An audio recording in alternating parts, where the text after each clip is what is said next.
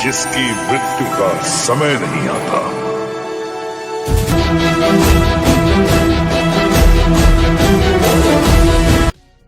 पर बाहुबली की फैंटेसी दुनिया में अभी बहुत कुछ दिखाना, देखना, सोचना, समझना बाकी है दोस्तों।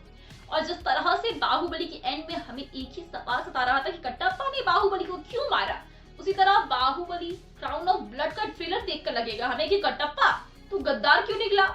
दरअसल बाहुबली क्राउन ऑफ ब्लड ये एक एनिमेटेड सीरीज होने वाली है। इसका ट्रेलर डिज्नी प्लस हॉटस्टार पर रिलीज किया गया और एस एस राजामौली के वादे के मुताबिक हम एक अलग ही दुनिया में चले गए, जहां हमने ये देखा कि कहानी में अब रक्तदेव नाम का एक खतरनाक दुश्मन आ चुका है जो माहिष्मती साम्राज्य को इतिहास के पन्नों से मिटाना चाहता है।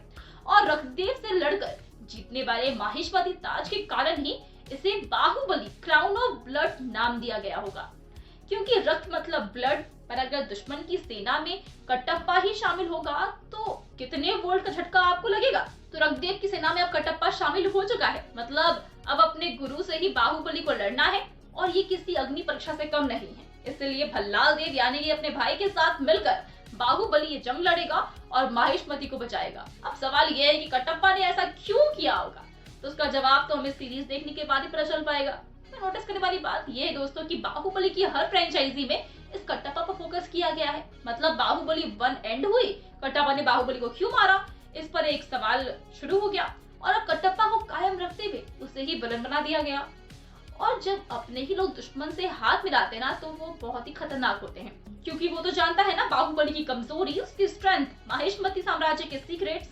तो ऐसा भी हो सकता है कि कटप्पा दुश्मन की टीम में जानबूझकर शामिल हो चुका हो ताकि वो उनके प्लान्स जान सके और वो दुश्मन को ही बेवकूफ बना रहा हो। क्योंकि बाहुबली 1 के एंड में जब हमने देखा कि कटप्पा ने बाहुबली को मारा तो हमें उस पर बहुत गुस्सा आया था। पर बाहुबली 2 में हमें ये पता चला कि वो एक वचन में बंधा हुआ था और अपने दिल पर पत्थर रख के उसने शिवगामी बिज्जल देव के कहने के मुताबिक ऐसा किया था, अपनी मर्जी से नहीं किया था।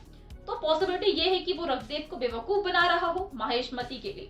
पर इंटरेस्टिंग बात यहाँ पर ये है कि यहाँ पर भल्लाल देव और बाहुबली साथ में आएंगे, जबकि बाहुबली में तो भल्लाल देव बाहुबली से लड़ रहा था। तो अगर अब ये दोनों साथ आएंगे तो फिर डेफिनेटली आगे जाकर ना हमें इसमें कौन जीतेगा ये देखने को मिलने वाला है और कौन माहिष्मती का ताज जीतेगा, इसे लेकर भी रेस लगेगी फिर से। और या फिर ये कह सकते हैं कि लगवाई जा सकती है, मतलब कि पॉलिटिक्स हो सकता है। तो इसमें अब कौन किसका खून बहाएगा, गॉड नोस। खैर आपको क्या लगता है इस पर हमें कमेंट्स में जरूर बताएं। साथ ही वीडियो अच्छी लगी हो तो वीडियो को लाइक और शेयर करें।